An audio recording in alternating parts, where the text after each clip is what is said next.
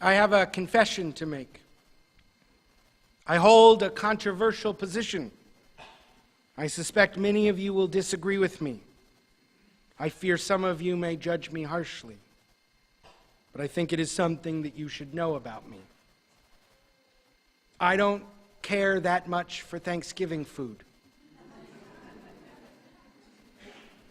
There, I said it. Judge away. But know that I am judging you too. All through this season, I hear people talking about the strong ties they feel to the traditional fare of the Thanksgiving feast, and I just think, meh. Worse than that, I think a casserole is an absurd treatment of a green bean. While I like them individually, I think sweet potatoes and marshmallows should never be mixed. And perhaps most controversially of all, I am not a huge fan of roasted turkey. I know. I like it enough, but I'd never seek it out if it were not a seemingly socially compulsory part of this holiday. I mean, we made all those things last night, or variations on them, but they inspired no nostalgia or affection on my palate. I gaze upon the family feasting in the Norman Rockwell Thanksgiving dinner and wonder, isn't there anything else they'd rather be eating? And yet, I love Thanksgiving. I will spend a day and a half preparing a turkey. Last night I made 2 different kinds of turkey, although it's true that neither one of them were roasted in a traditional way. We hosted family and friends at our house around a giant table decorated in festive fall colors and adorned with adorable turkey centerpieces. And though I did not eat as much as perhaps the other people at the table, I felt a profound sense of joy. But it did cause me to look around and wonder why I was so happy. What is it about this yearly American tradition where we cook vegetables in ways where they lose all their redeeming health benefits that is so powerful to me? Jacob visited Bethel twice. The first time was in last week's Parsha Vayetze. He was on the run from his brother Esau, who had gone into a murderous rage after Jacob purloined their father's blessing and birthright. Jacob was penniless and powerless when he laid his head in the place he would later name Bethel. There he dreamed of his miraculous ladder to heaven and the angels ascending and descending. There he heard God's promise that God would bless him and his offspring. When he awoke, he said, Ma no ra hamakom hazeh, how awesome is this place. God was here and I did not even know it. He took the stone on which he had laid his head and set it up as an altar. He renamed the place Bethel, the house of God. And then he did something strange. He swears a peculiar vow. If God will keep God's promises and return me safe, I will worship God as I am commanded. How very odd that after his powerful theophany, after he and God spoke, he still plays, let's make a deal. Keep me safe and I guess you will be my God. Not much of a prophetic position from our would-be patriarch. The second time Jacob comes to Bethel is in this week's Torah portion in Vayishlach, and many years have passed. He has done well for himself. He has 11 sons and a daughter, 2 wives and 2 concubines. He has abundant flocks. He has amassed great wealth. He has even made peace with his brother. This time he does not just find himself in Bethel. Rather, God commands him to go and offer sacrifices there. This time there is no dream, no metaphors of ladders and ascensions. God comes right out to bless Jacob in the light of day. I am El Shaddai, be fertile and increase. A nation, yea, an assembly of nations will descend from you. No more shall you be called Jacob, now you shall be Israel. Hearing this promise, the now wiser Jacob does not bargain. He does not try and extract more security from God. Rather, he builds an altar, even higher. It's a pillar this time. And upon it, he gives thanks. It's really difficult to feel gratitude when times are tough. When our lives are scary, when the world seems threatening, it's hard to muster the courage to feel thankful. We see this in Jacob's first visit to Bethel. Even in the face of overwhelming evidence that he is blessed, Jacob feels he must extract more blessing. He goes from, "How awesome is this place?" to, "Hey God, do me one more favor," in an instant. In his book, The 7 Habits of Highly Effective People, Stephen Covey describes 2 dichotomous worldviews: a scarcity mentality and an abundance mentality. A person with a scarcity mentality looks at the world and says, "I don't have enough. How can I get more?" A person with an abundance mentality says, "I have everything I need. How blessed am I?"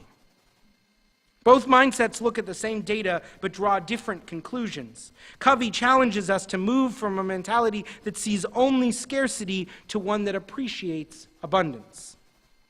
Because when we are in abundance, we are more open to the powerful and all too rare emotion of joy. In abundance, we have more access to love and to hope. We can think creatively. We can act generously. But this is hard work. Sometimes the scarcity exists. Jacob had real reason to fear for his life. Sometimes we are not blessed with the children and the grandchildren, with the flocks and the wealth. It can be hard to experience joy when scarcity is real. And yet, every moment in our lives contains both challenge and blessing, both hardship and opportunity. Jacob escapes with his life. He received a blessing from his father and from God. His life is hard, but it is not without hope. The question is not which do you have, scarcity or abundance. The question is which will you let lead?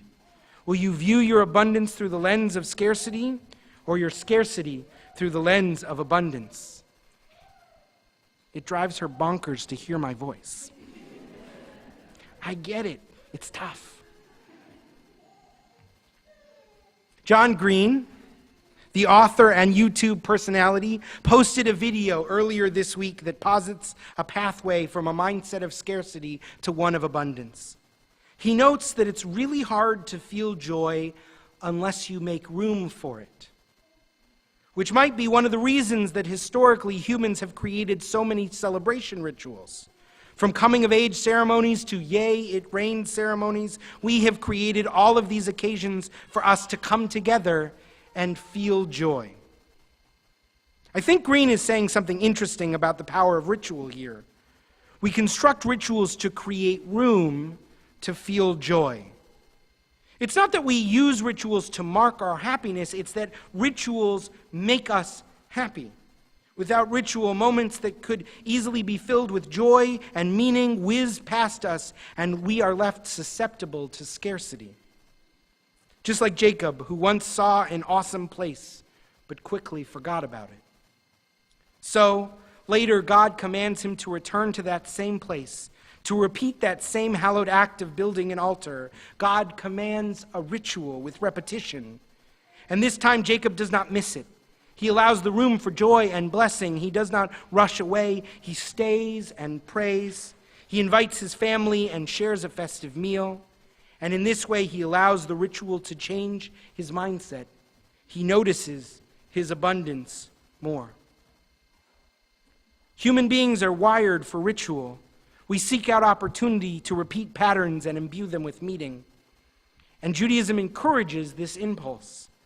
We had gone a mere 7 days into creation before God decided we needed a day off, a holiday, a space for joy. And thus the Jewish mindset was born. The yearly calendar and the life cycle are punctuated with rituals, opportunities to return to the same altars year after year, generation after generation, to make space for joy. In his video, John Green, who is teaching himself to garden, proudly holds up his year's black-eyed pea crop, which barely fills a mason jar.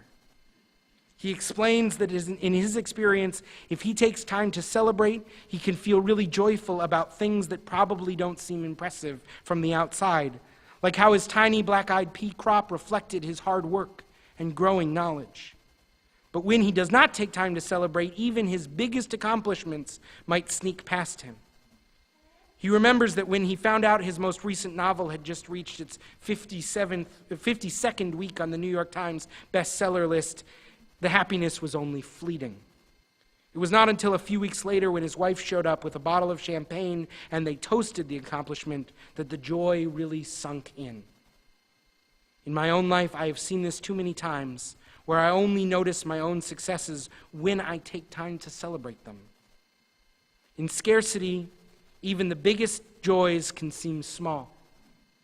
Ritual is a tool we can use to move us toward abundance, where even the smallest joys can seem big. This is the power of ritual. It is a cause for celebration. Because if we do not make the space, we might easily forget to celebrate it all. This is the power of Shabbat, of Hanukkah, of birthdays and anniversaries. They are a time out to take stock of our blessings. They are designed to elicit in us joy. We do not feel happy just because it is our birthday. Rather, our birthday draws happiness to the surface and gives it space to blossom. And this, for me, is the power of Thanksgiving. It's not about the green bean casserole or the yams or the turkey. It's about making space for joy and celebration. Many of you have heard me talk at great length about the power of gratitude to change your lives for the better. But the first step is feeling grateful.